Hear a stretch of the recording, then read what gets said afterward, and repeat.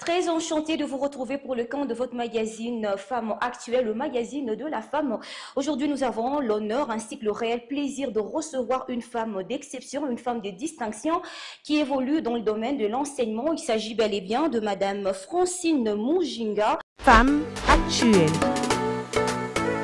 Invitée.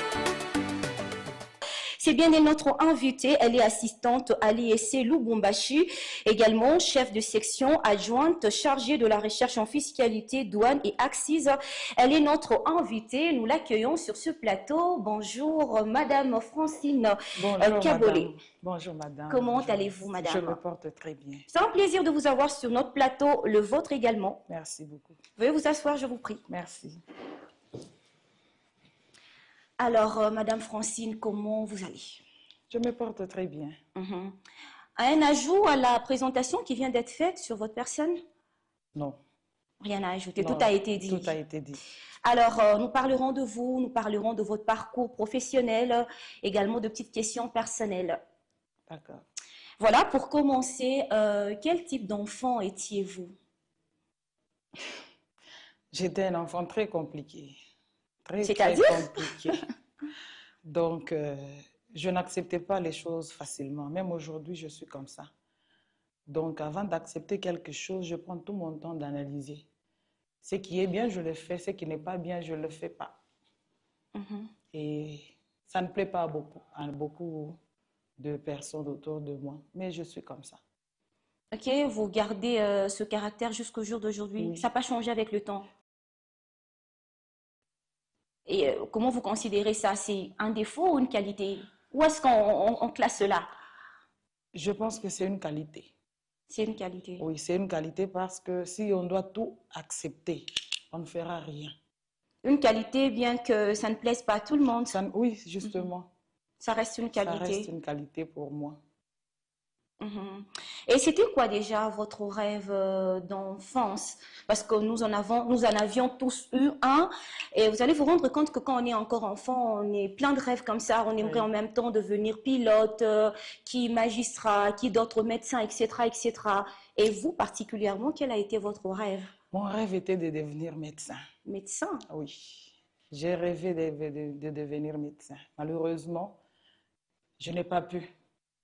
Qu'est-ce qui vous a dérouté entre griffes? C'est un parcours très long, un parcours académique. Au fait, après mon diplôme, en 2002, je suis ancienne de lycée Tchondo. J'ai commencé en médecine. J'ai fait 5 ans à la faculté de médecine. Et en premier doctorat, je me suis mariée.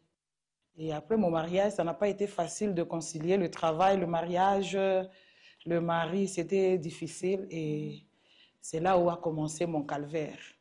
J'ai été refusée de la médecine.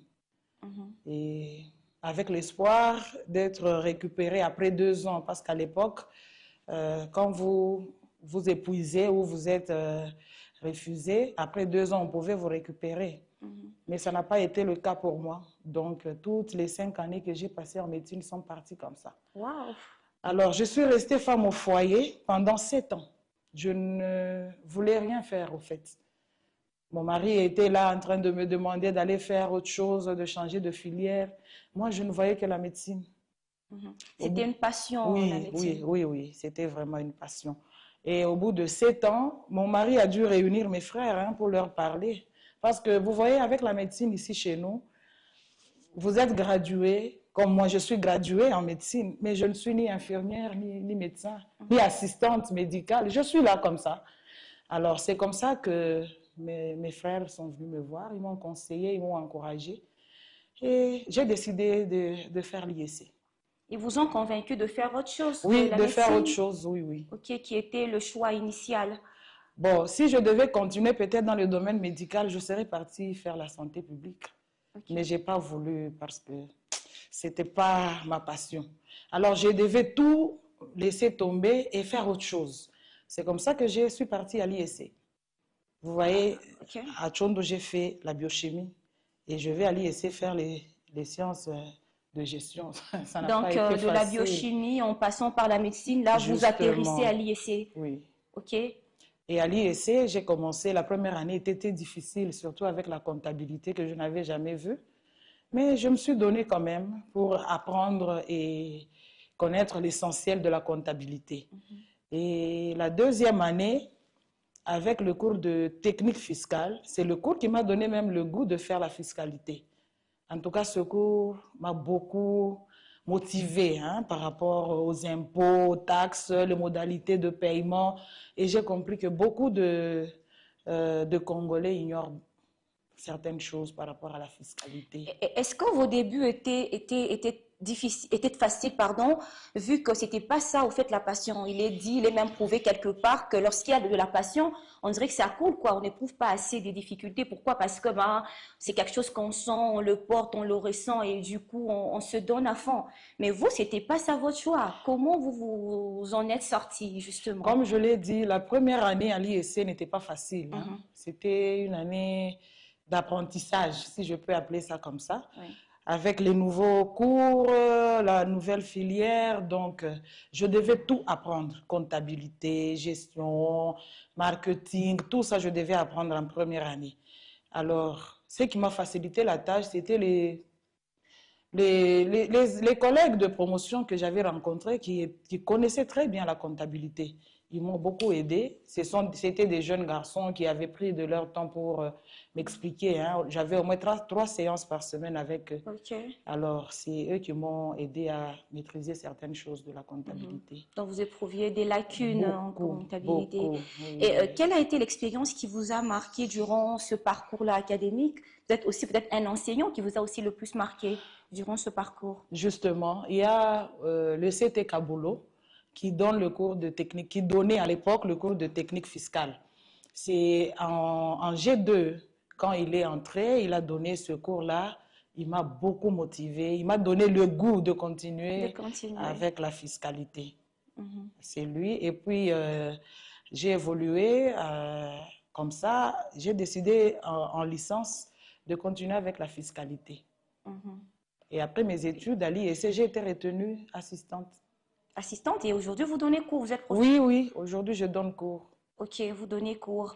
On va dire quand même la fiscalité, c'est un domaine, on va dire peut-être quelque part aussi majoritairement masculin. Si tel est le cas, vous en tant que femme, comment vous vous sentez dans ce domaine-là et est-ce qu'il y a des défis ça et là que vous affrontez déjà? Oui, il y a beaucoup de défis, mais surtout au master, parce que j'ai fini mon master dernièrement. Quand on a commencé, il fallait choisir les filières. Moi, j'ai décidé de continuer avec la fiscalité. En tout cas, beaucoup de mes collègues ne m'ont pas encouragée. Même certains membres de ma famille. Donc, je suppose vos collègues hommes, il faut oui. Voilà. Justement, les collègues hommes. Ils m'ont découragée. Pour eux, c'était un domaine purement homme. Les femmes devaient aller faire... Vous n'aviez pas votre place dans ce domaine-là. Justement. Les femmes devaient aller en GRH, marketing, par exemple. Alors, moi, j'ai persisté parce que j'ai un objectif, au fait. J'ai un objectif que je poursuis. C'est pour ça que je continue avec la fiscalité.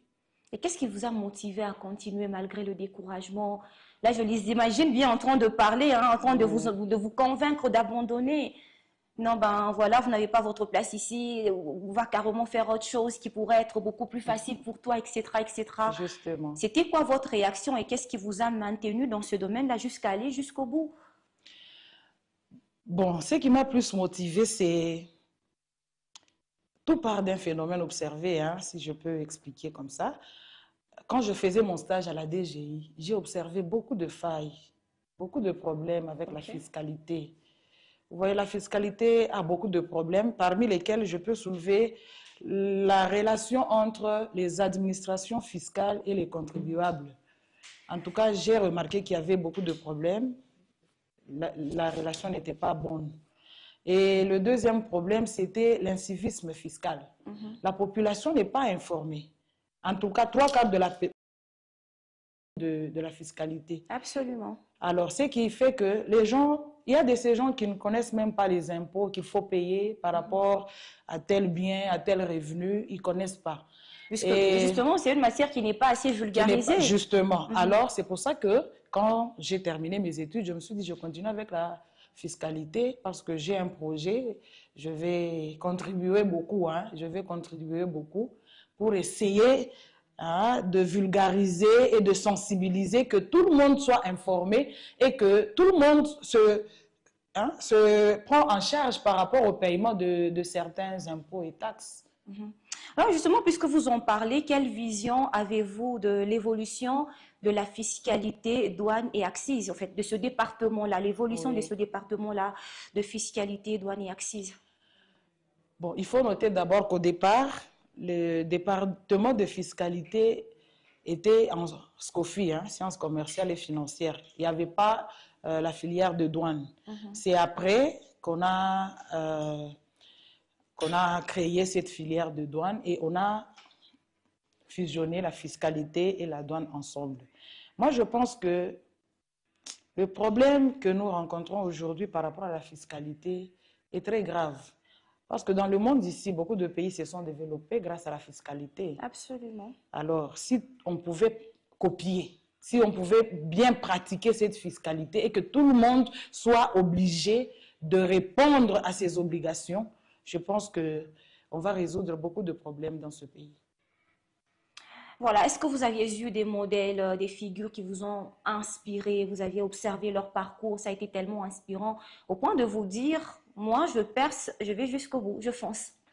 Oui, j'ai mon mentor que je salue en passant, le prof Charles Kyungu. C'est lui qui était mon directeur du mémoire, de master. Il donne cours chez nous, je l'assiste. Alors, c'est un papa qui connaît très bien la fiscalité, hein. Il m'a beaucoup inspiré. Il m'a donné le cours de droit fiscal en G3 et il continue à donner cours. Il est inspecteur à la DGI. En tout cas, je suis sur ses pas. D'accord, vous êtes sur ces pas. Et quelle a été l'étape la plus difficile ou la plus enrichissante de votre parcours? Ça vous a tellement marqué aussi en même temps? L'étape la plus difficile que j'ai eu à rencontrer, c'est de m'accepter comme chef de section adjoint chargé de la recherche. Quand j'ai été nommée, ils n'ont pas accepté. Alors, ils me disaient, est-ce que tu as beaucoup de force, beaucoup de suivi par rapport à tout ce qui est organisé? Alors moi, je me dis, je suis une femme capable, je peux. Et à travers le travail que je fais, ils sont convaincus que je mérite ce poste plutôt. On peut dire qu'ils doutaient quelque part de vos capacités ou de vos compétences? Oui. Surtout quand vous arrivez quelque part où vous trouvez les gens qui sont là et vous venez après eux et on vous donne un poste. C'est toujours pas facile de se faire accepter. Oui, justement. Et justement, quelle a été votre attitude? Peut-être qu'il y a quelqu'un qui vous regarde et qui passe par la même situation. C'est quoi la bonne attitude à avoir lorsqu'on débarque quelque part, un milieu considéré en guillemets comme étant masculin, vous êtes une femme, vous êtes là, on ne vous accepte pas du coup?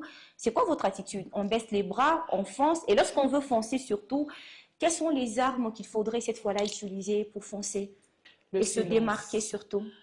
La première attitude que j'ai eue, c'est d'être ouvert d'abord. Je me suis laissée vraiment disposée à recevoir tout le monde. Les critiques, les suggestions, je les ai acceptées. Et puis, après, quand je reste seule, j'analyse ce qu'il y a à prendre et ce que je pouvais rejeter. Et puis, garder le silence. Vous savez, quand quelqu'un ne vous accepte pas et que vous répondez à toutes ces attaques ou ces accusations, vous lui donnez le pouvoir de continuer. Alors moi, je me suis décidée de ne pas répliquer à tout ce que j'entendais. Oui. Donc, vous avez été aussi victime du sexisme quelque part en milieu professionnel. Et aujourd'hui, vous êtes enseignante à l'IEC. On aimerait savoir c'est quoi le regard que vos étudiants portent sur vous. Déjà, si c'est un milieu dominé, prédominé par les hommes, vous êtes une femme, vous êtes là, vous donnez cours, vous travaillez. C'est quoi leur regard? Bon, le regard des étudiants... D'abord, les étudiants trouvent que je suis une femme très compliquée, très rigoureuse. Très compliquée. Oui, oui. Il y en a qui me le disent, hein, comme ça. Ouvertement comme ça, de but en blanc. Oui, oui. Parce que moi, j'ai adopté une attitude où je ne laisse pas tout passer. Parce que les étudiants d'aujourd'hui aiment la facilité, le libertinage. Ah oui. Alors, si on laisse tout passer, au lieu de former les futurs cadres, on va les déformer. Vous leur rendez un mauvais service. Un mauvais service, Voilà. voilà. Alors, il faut être très rigoureux pour savoir se tenir devant les étudiants et leur parler. Et surtout, aujourd'hui, avec les réseaux sociaux, ce n'est pas facile de maîtriser l'auditoire. Tout ce que vous faites est filmé. Tout ce que vous dites est filmé. Et dans moins d'une minute, tout le monde entier est au courant de ce que vous avez fait. Donc, vous contrôlez tous les gestes et mouvements dans l'auditoire. Et vous devez vous imposer pour que les étudiants vous respectent. Oui. Ok, donc vous vous êtes imposé alors. Oui. Est-ce qu'ils arrivent à faire le distinguo entre l'enseignant, ce que vous êtes, et les autres enseignants, en fait, les hommes et les femmes, ou c'est pratiquement pareil? Avec les étudiants d'aujourd'hui, c'est pareil. Ok. Que vous soyez homme ou femme, ils restent étudiants, ils se comportent de la même façon. Hein. C'est à vous de dicter la conduite qu'ils doivent avoir dans l'auditoire. C'est ça. Est-ce qu'il y a une situation qui vous a presque découragé, un moment, une situation où vous étiez presque sur le point d'abandonner, sur le point de vous dire non, non, non, ça c'est pas trop mon domaine, je n'ai qu'à aller voir ailleurs, faire autre chose, et après vous vous êtes dit je reste là. Si tel est le cas, c'était quoi cette situation? Bon, il n'y a pas une situation particulière hein, qui m'a poussée ou qui m'a fait revenir en arrière pour abandonner. Non, il n'y a pas. Qu'est-ce que vous auriez aimé qu'on vous dise lorsque vous étiez étudiante par rapport avec le domaine dans lequel vous évoluez et qui n'avait pas été dit à l'époque, vous le découvrez, après vous vous dites, ah, j'aurais tellement aimé connaître cette histoire avant, j'aurais tellement aimé qu'on me le dise avant que je fasse le choix de ce département. Bon, par rapport à la fiscalité, j'aimerais qu'on me dise par exemple que la fiscalité, c'est un domaine qui demande beaucoup de sacrifices. Beaucoup de sacrifices par rapport d'abord à la façon de faire la recherche. Hein. Ce n'est pas facile. Vous avez des administrations fiscales où on ne vous accepte pas. Alors, ce sacrifice que vous faites pour descendre sur terrain, récolter les données, si on me l'avait expliqué bien avant, je ne saurais peut-être pas m'engager. Mais je suis dedans et je fais avec. Oui. Et vous vous y plaisez ou vous êtes là par contrainte? Non, je me plais. Ok. Oui, je me plais en tout cas de ce travail, de ce que je fais, de mon domaine. Je me plais en tout cas. Et quel conseil donneriez-vous à une femme qui aimerait voilà, avoir un parcours similaire au vôtre? Moi, j'encourage déjà les femmes, hein, même les étudiants, dès le premier jour de la rentrée, je donne des conseils. La fiscalité, ce n'est pas une affaire des hommes, c'est une affaire de tout le monde. Voilà. Donc, celles qui veulent emboîter le pas seront toujours les bienvenues. Il faut seulement avoir le courage et la détermination, parce que le chemin n'est pas facile. Hein. Il y a des obstacles, il y a des difficultés qu'on peut rencontrer. Mais si on a une détermination et un courage, on avance. Oui. Y a-t-il j'ai envie de dire, des qualités spécifiques qu'il faille mettre en avant pour se démarquer dans votre domaine ou voilà, on peut juste y aller comme ça, on est compétent, ça suffit, on est compétente, ça suffit. Il faut avoir des qualités. Sinon, la première qualité qu'il faut avoir, c'est d'abord enlever de la tête l'aspect argent. Parce que la fiscalité, c'est... on voit le mot, hein, l'échange, hein, le paiement des taxes et des impôts. Si vous mettez l'argent au centre, un jour vous allez voler. Un jour vous allez voler. Donc, mettez en tête que c'est le travail que je fais. Je peux voir les gens venir payer leurs impôts et leurs taxes. Ce n'est pas mon argent, c'est l'argent du trésor. C'est pas mon argent, surtout ça. Oui, c'est voilà, l'argent du trésor public. Il faut se mettre ça en tête. Sinon, il y aura des détournements en détournements. Oui. Et en parallèle, justement, c'est quoi l'attitude à ne pas avoir, l'attitude à bannir lorsqu'on travaille dans le domaine de fiscalité? Il faut bannir la corruption. La corruption, oui. Voilà. Parce que moi, j'ai vu ça quand je faisais mon stage. Il y a des contribuables qui viennent et ils ne sont pas en ordre, par exemple. Ils doivent payer des pénalités.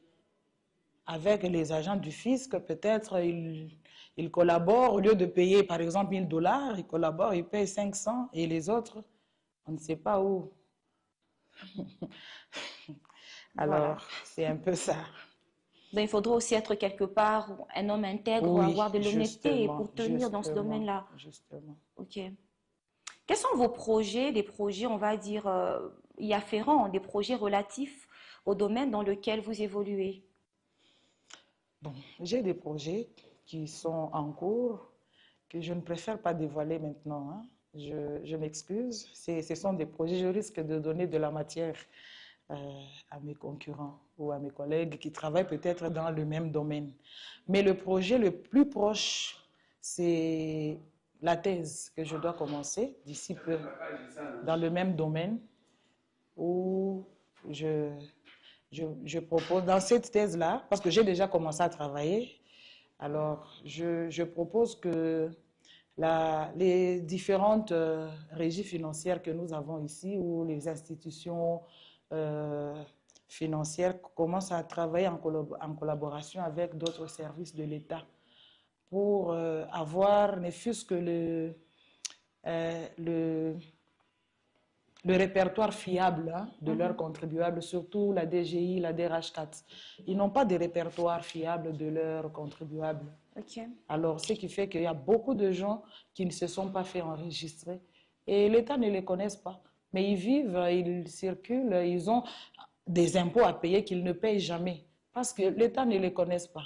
Alors, moi, je suis en train de travailler sur ça pour voir comment mettre, je ne sais pas, un logiciel ou quelque chose qui va mettre les régies financières en collaboration avec le service, par exemple, du cadastre au titre foncier. Dès que quelqu'un achète un terrain, il est enregistré là-bas, automatiquement, l'information arrive à la DRH4. Il est enregistré. En cas de paiement, on sait localiser, on sait Ok. le... Ça n'a jamais existé, ça? Non. Non, ça, on peut parler d'innovation cette fois-là? Oui, j'y travaille. C'est le projet, le deuxième projet que j'ai. Ok. Des innovations aussi peut-être en rapport avec l'enseignement. Bon, avec l'enseignement, aujourd'hui, l'enseignement connaît beaucoup de difficultés avec les numériques, hein. Beaucoup de difficultés. Bon, on fait avec parce que nous avons des étudiants qui ont des téléphones, par exemple. D'abord, la gestion des téléphones pendant les heures de cours, c'est un problème très sérieux. Vous avez 1000 étudiants, vous avez 1000 téléphones. Ah oui. Ah oui, pour Parlons-en gérer, justement. justement. Alors, vous avez des étudiants qui viennent au cours sans papier, sans stylo. Ils sont là en train d'enregistrer le cours. Sur Vous le voyez? téléphone? Oui, sur le Ok. téléphone. Ils ne prennent pas note, ils Ils prennent enregistrent. pas note. C'est déjà un problème très sérieux. Et quand vous essayez de parler ou de punir, de sanctionner ces étudiants, on a des phrases comme « je préfère garder mon téléphone que participer au cours ». L'étudiant sort avec son téléphone, il sèche les cours.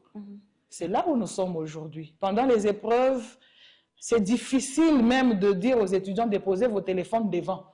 C'est très difficile. Ils ont du mal à s'en séparer. Justement. Parce qu'ils s'en servent justement pendant les heures des cours. Oui, non seulement ils ont du mal à s'en séparer, s'ils déposaient les téléphones devant pour les récupérer, vous enseignants, vous ne savez pas tel téléphone appartient à qui. Voilà. Il y a eu des vols, on a demandé une fois aux étudiants de déposer leur sac devant, il y a eu des sacs qui se sont perdus comme ça. C'est pour ça que la gestion des téléphones aujourd'hui est devenue un problème dans l'enseignement. Mais alors, comment vous gérez en tant qu'enseignante, vous gérez cette situation-là? Moi, par exemple, dès que j'entre dans l'auditoire, je demande aux étudiants que tous les téléphones soient éteints. Soient éteints, mais ils ne le font pas. Ils peuvent mettre en mode avion, vibration, oui. Et puis que toutes leurs deux mains soient sur le banc. Ah, ok. Que personne ne touche à son téléphone. Vous comprenez? Là, je peux contrôler, de là où je suis, je peux circuler pour voir. Mais vous voyez, nous avons des auditoires qui sont aussi grands. Ça aussi, c'est voilà, c'est notre défi. Voilà. Oui, justement, on ne sait pas gérer tout le monde à la fois. Mais et parfois même les présences. Oui, nous, à notre époque, je me rappelle qu'il y avait des étudiants fantômes, des étudiants qui s'amènent que lors des épreuves. Vous ne les voyez jamais, vous ne les connaissez pas. Mais justement, comment arriver à gérer toutes ces genres de situations? Ce sont des réalités dans nos universités. Ce sont des réalités que nous avons aujourd'hui, mais avec nos collègues, avec les collègues, nous avons discuté et nous sommes en train de mettre en place quelque chose, par exemple un logiciel où tous les étudiants seront enregistrés et même les présences. Après le cours, l'enseignant prend les présences, il dépose à notre bureau, on enregistre à partir de la liste de présences. Et si par exemple un cours a 5 séances et que l'étudiant n'a participé à aucune séance, mais il se présente le jour de l'examen, là on ne va pas accepter. Cet étudiant doit d'abord se justifier et doit présenter les épreuves qu'il a ratées pour présenter l'épreuve définitive qui est organisée. Voilà, exactement. Donc, ce logiciel va vous permettre de faire le suivi de vos étudiants. Justement. D'accord, merci beaucoup, Madame Francine Kabolé. Vous tous qui nous regardez, je vous rappelle que nous recevons Madame Francine Kabolé. Elle est chef de travaux à l'IEC au département de fiscalité, douane et accises. Place à Confinou. Femme actuelle. Confinou. Voilà, Madame Francine, nous sommes dans Confinou, qui est notre rubrique de ce programme. Comme le mot l'indique, dans Confinou, vous allez nous faire quelques petites confidences. Ça vous dit? Bon, quel type de confidence? On va juste poser de petites questions personnelles et voilà, trois petites questions personnelles. D'accord. D'accord.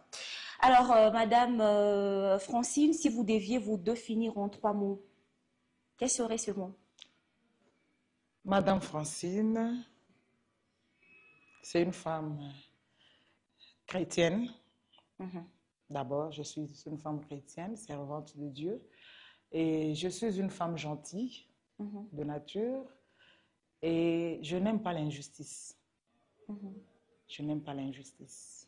Chrétienté, justice, gentillesse. Gentillesse, voilà. Quel est votre plus beau souvenir? Le plus beau souvenir, il y en a beaucoup, mais je vais en dire un. C'est le jour où j'ai reçu la lettre de nomination comme assistante à l'IEC. En tout cas, je ne m'y attendais pas. J'ai fini, après la collation de grade, 6 jours après, on m'appelle par l'académique. Madame, vous pouvez passer au bureau. Et quand j'arrive, il me donne un papier. Il me félicite en même temps. J'étais très surprise. Vous y attendiez le moins. Vraiment. C'est un très bon souvenir pour moi. Et aujourd'hui, je suis là. Quel est ce souvenir négatif, mais dont vous avez tellement appris, dont vous avez tiré une leçon? Le souvenir négatif? Oui. Ça vous a marqué négativement, mais après, vous en avez tiré une leçon. Ça... La déception que j'ai eue à la faculté de médecine, ces difficultés. J'étais une étudiante qui étudiait beaucoup, j'étais même abonnée dans des bibliothèques. Mais quand j'ai été refusée, c'était pour moi un choc. Une déception. Oui, c'était vraiment une déception. Et j'ai été découragée. C'est pour ça que je n'ai pas voulu étudier. Je suis restée 7 ans femme au foyer. Mais j'ai quand même tiré une leçon. Dans la vie, pour mieux sauter, il faut reculer. Il faut reculer. Oui, c'était ça. Et voilà, puisqu'il faut reculer, lorsque nous voulons aller de l'avant, il faudrait reculer. Alors, quelle est votre plus grande peur, la chose qui vous effraie le plus? Ce n'est pas atteindre mes objectifs. J'ai peur.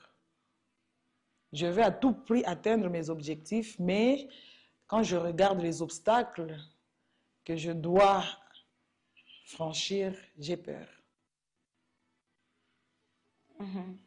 Et si vous aviez le pouvoir de changer quelque chose au monde, quelle serait cette chose? Si tout d'un coup, le Seigneur permettait à ce que vous ayez... Nous en avons tous, mais si de manière assez exceptionnelle, il permettait à ce que vous puissiez faire quelque chose d'extraordinaire là tout de suite, et vous doter de tout le pouvoir pour le faire ici et maintenant, ça serait quoi? Ici au Congo, par exemple, travailler d'abord la mentalité des Congolais. Parce qu'avec l'impunité, les choses ne vont jamais changer. Moi, je pense que si le Seigneur me donnait cette grâce vraiment, je serais cette femme-là qui punit sérieusement. Qui punit sérieusement. Parce que le respect de la loi doit être obligatoire à tout citoyen. Mais ici, chez nous, non. On ne respecte pas la loi. On se comporte comme on veut, on fait ce qu'on veut. Et l'État est là, les autorités sont là. Et on avance comme ça. Et ça devient comme une habitude héréditaire. Tel a fait, on ne l'a pas puni. Moi aussi, quand je serai là, je vais faire. On ne va pas me punir. C'est ça qu'il faut changer d'abord pour permettre au pays de bien évoluer. Bannir l'impunité. Oui. Si c'était à refaire, seriez-vous enseignante? Seriez-vous dans le même secteur où vous évoluez? Non, si c'était à refaire, je serais médecin. Ah, ok. Oui, je serais médecin. J'aurais dû l'imaginer. Voilà, merci beaucoup d'avoir répondu avec brio à nos questions. Merci C'était pas beaucoup, si compliqué madame. que ça. Non, pas du tout. Merci beaucoup à vous. D'accord, place à l'image surprise du jour.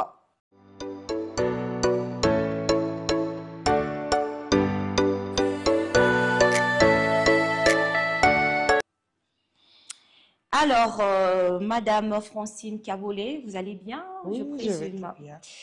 Est-ce que vous aimez les surprises, Madame? Oui, qui n'aime pas des surprises, surtout les surprises favorables. Favorables. Oui. Voilà, en voici une pour vous. Ah, merci beaucoup. Madame Francine est une femme. Ah non, c'est pas possible. Ah, mon Dieu, comment vous l'avez? Mon Dieu. C'est une femme qui est venue. Ah, c'est ma grande sœur. Ah, Madame Francine, c'est une femme qui sait dire la vérité là où tout le monde ne peut pas dire. C'est ça le point positif Ah, vraiment. de Madame Francine. En tout cas, c'est le petit témoignage que j'avais pour ma soeur. En tout cas, c'est une femme vraiment qui a beaucoup d'ambition. C'est une femme brave, c'est une femme ambitieuse. Ah, ma sœur, merci beaucoup. alors, C'est une très belle surprise. Merci en tout cas. vous avez aimé la surprise? Ah, j'ai beaucoup aimé. J'ai beaucoup. Dès que je sors d'ici, je vais l'appeler. Ah, ok. Oui. Réaction? Par rapport à ce qu'elle a dit. Ouais. Oui, je suis une femme très directe, au fait. Bon, je suis comme ça, en fait. Je suis comme ça. Il y a des choses que je ne tolère pas. Je préfère les manifester et dire ce qui est en moi. Je suis très directe. C'est le problème que j'avais au début avec mes collègues. Hein. Oui, quand je vois quelque chose, je dénonce sur le champ. Mais j'ai appris quand même à me retenir un peu parce que dans la société, il y a des gens qui ne supportent pas. Donc, on va dire vous êtes véridique comme personne, une personne véridique. Oui, justement. Et à votre grande sœur, un petit message en passant. Ah, je l'aime beaucoup, ma grande sœur. Je l'aime beaucoup. Des fois, je l'appelle ma mère parce que ma mère était morte. On était petits, hein. Moi, j'avais 14 ans. Alors, c'est ma mère. Voilà, on va dire également merci à votre grande sœur de s'être prêtée à cet exercice. Oui, Elle a voulu vous faire cette petite surprise, vous adresser ce message. En tout cas. Et voilà, merci beaucoup d'apprécier la surprise. Merci. On va dire également merci à toute la grande équipe qui nous a accompagnés. Merci à vous, à moins que Merci, vous ayez je un vous dernier en mot. Bon, le dernier mot que j'ai, c'est encourager les femmes. Hein. Il y a de ces femmes qui se découragent par rapport aux critiques, au découragement de certains hommes dans des entreprises. Et je demanderai aux hommes d'encourager les femmes à travailler. Aujourd'hui, avec la modernisation, il y a de ces hommes qui refusent que leurs femmes travaillent. Moi, ça me fait très mal. Je vois mes collègues qui ont fini même la médecine. Imaginez-vous, à l'époque, ce n'était pas facile. Mais elles sont à la maison et toute la médecine est dans le tiroir. Leurs femmes à travailler, que les femmes travaillent avec courage. Hein. Le message est passé, hein. Que les hommes encouragent leurs femmes à travailler. Merci de nous avoir suivis de partout. Je serai très ravie de vous retrouver prochainement pour un autre numéro de Femmes Actuelles. Merci beaucoup, madame. Merci, Madame Francine. C'était un plaisir de vous avoir reçu dans votre plaisir émission. partagé. Voilà. Merci.